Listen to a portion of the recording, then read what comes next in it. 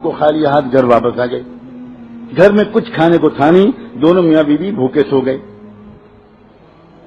کہہ دینا بہت آسان ہے, اللہ نہ کرے ہم پر کبھی فاقہ پڑے. فاقہ, آدمی کو چائے نہیں ملتی تو دماغ خراب ہو جاتا ہے. کچھ نہیں تھا, پانی کے سوا کچھ تھا ہی نہیں, ایک پیالی دودھ نہیں تھا. بھوکے سو گئے. صبح کو پھر نکلے, پھر بیوی نے دروازے تک آ کے سلام کر کے رخصت کیا. پھر بیچاروں نے دن بھر کام تلاش کیا, پھر شام کو خالی ہاتھ واپس آ گئے, پھر کچھ نہیں ملا. پھر دونوں میاں بیوی دوسری رات بھوکے سو گئے, 2 راتیں اور 2 دن. اب تیسرے دن صبح کو پھر بیوی نے دروازے پر رخصت کیا, وہی سنت کے مطابق مسکراتے ہوئے سلام کر کے. اب وہ شوہر نکلے, لیکن جب چند قدم شوہر چل کے باہر گئے تو بیوی کو کچھ یاد آیا. انہوں نے واپس بلایا, کہا ذرا 1 منٹ میری بات سنیے گا, ایک بات بھول گئی تھی کہنا. وہ واپس آئے. اب جب یہ واپس آئے تو اس بیوی نے کیا کہا اپنے شوہر سے؟ اپنے بیوی نے شوہر سے یہ کہا کہ میں آپ سے یہ کہنا بھول گئی تھی, اس لیے آپ کو واپس بلایا کہ 2 راتیں 2 دن تو ہو چکے ہیں, دونوں فاقے سے ہیں. میری محبت کی وجہ سے آج اگر آپ کو کوئی کام نہ ملے تو کہیں میری محبت کی وجہ سے آپ کوئی حرام لقمہ لے کر مت آئیے گا. تیسری رات ہم پھر خالی بھوکے سو لیں گے, مگر حرام لقمہ لے کر مت آئیے. مجھے بتاؤ, یہاں تھوڑے سے مرد بیٹھے ہیں, جس مرد کو ایسی باہمت اور وفا شعار اور ساتھ دینے والی ایسی بیوی مل جائے گی, وہ مرد دنیا کا بادشاہ اپنے کو محسوس کرے گا کہ نہیں کرے گا؟ وہ پہاڑ سے ٹکرا جائے گا صرف اسی ایک وفادار عورت کی محبت کے سہارے.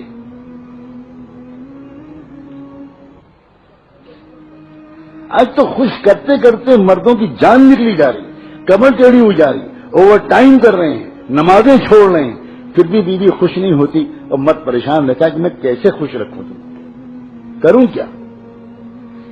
گھر کے اندر کے سکون کا سرچشمہ وہ عورتیں ہوا کرتی تھی جو یہ کہتی تھی کہ آپ کی صحت مجھے عزیز ہے, آپ زیادہ محنت مت کیجیے, میں چٹائی پر سو لوں گی, پنکھا جھل جھل کے اپنی گرمی کو برداشت کر لوں گی, مگر خدا کے لیے اپنی صحت مت خراب کیجیے. جب بیوی شوہر سے یہ کہے گی کہ آپ اپنی صحت کا خیال رکھیے, اتنا زیادہ مت کمائیے کہ آپ کی صحت خراب ہونے لگے, اتنا ٹینشن مت لیجیے, سادہ سے زندگی گزارنے میں بڑا مزہ ہے, ذرا بچوں کے پاس بیٹھیے, وقت دیجیے بچوں کو. آپ صبح سے نکلتے ہیں, رات میں آتے ہیں, 2 سال 3 سال دوسرے ملک میں رہتے ہیں, یہ کوئی زندگی نہیں ہے. میں اس طرح کی زندگی گزارنا نہیں چاہتی. جو عورت اس طرح کی بات اپنے شوہر سے کہے گی, آپ بتاؤ اس گھر میں سکون کی جنت ہوگی کہ نہیں؟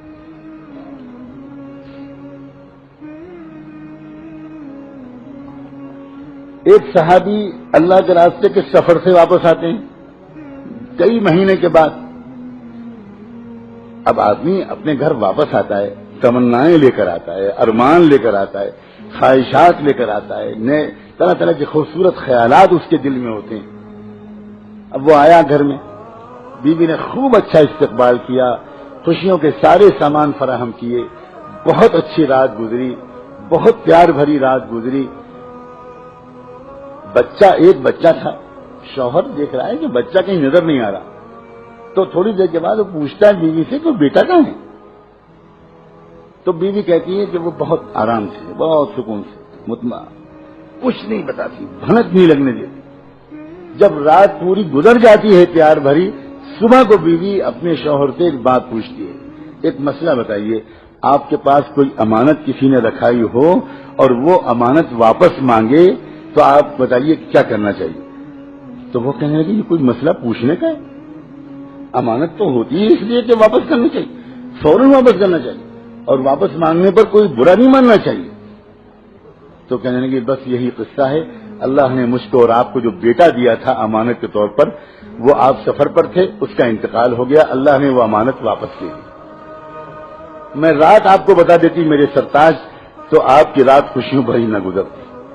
میرے دل سے پوچھئے کہ میں نے کتنا اپنے دل پر پتھر رکھا, ایک ماں ہوں میں, اور آپ آئے تو اس بچے کی یاد نئے سرے سے تازہ ہوئی ہوگی. اب سوچئے, لپٹ کے روتی, شکوے کرتی, شکوے نہ بھی کرتی تو غم کا تو اظہار کرتی, لیکن پوری رات گزر گئی اور بھنک نہیں لگنے دی. صبح کو ہوا, صحابی سناٹے میں آ گئے, حیرت میں لگے کہ یہ بیوی ہے, یہ کیا نعمت ہے، یہ ہے کون؟ کیا میرا نصیب ہے کہ مجھ کو ایسی بیوی مل گئی؟ جب وہ صحابہ خوش ہوتے تھے تو بھاگ کر کس کو خوشخبری سناتے تھے؟ اپنے محبوب محمد مصطفیٰ. پریشان ہوتے تھے تو جا کر کس سے رونا روتے تھے؟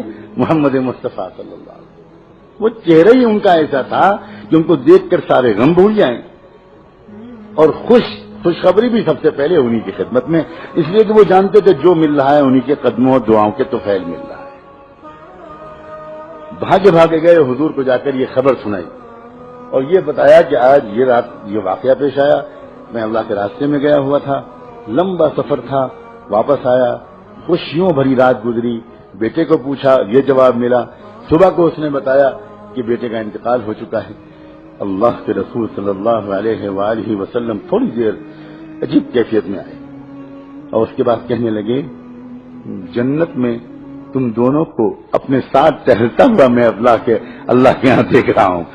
جا کر بیوی کو خوشخبری سناؤ، جا کر بیوی کو خوشخبری سناؤ، میرے ساتھ والی جنت نصیب کر دینے کا اللہ نے آج فیصلہ کر دیا، اور اس سے بہتر خوش نصیب بیٹا تم کو ملے گا، اور نسلوں میں تمہارے بیٹوں میں، تمہاری نسل میں، ہر نسل میں امت کا بہت بڑا عالم پیدا ہوگا. ایک بیوی کے وفا اور اخلاق اور صبر کے نتیجے میں 700 سال تک امت کو جو فقہا اور محدثین ملے ہیں اس میں ہر زمانے کا سب سے بڑا فقیہ انہی کی اولاد سے ہوتا ہے. یہ ہے برکت. ایک عورت اتنی برکت والی ثابت ہو سکتی ہے. میرے آقا نے یوں ہی کہہ دیا کہ خیر متاع الدنیا المرأة الصالحہ، دنیا کی سب سے قیمتی نعمت، سب سے بڑھیا نعمت ایک نیک بیوی ہے. حضور فرما رہے ہیں المرأة الصالحہ. اور تو آپ اتنی اہم مخلوق ہو، نہ مردوں نے آپ کو پہچانا نہ آپ نے خود اپنے کو پہچانا. سچی بات ہے. مردوں نے بھی آپ کو کس نگاہ سے دیکھا؟ آپ سے خالی کام نکالے، آپ کو خالی گھر کے کام میں جوت دیا، آپ کو ڈانٹا، آپ کا دل دکھایا، نہ آپ کو ولایت کے راستے پہ چلایا، نہ آپ کو ذکر سکھایا، نہ آپ کو اللہ کی محبت سکھائی، نہ آپ کو تہجد سکھائی، نہ آپ کے اندر اللہ کے رسول کا عشق پیدا کیا، نہ مردوں نے کیا، نہ آپ خود اپنے کو پہچانی. آپ بھی خیر سوائے ہونٹوں اور آنکھوں اور چوڑیوں اور بندوں اسی میں لگی رہتی ہیں.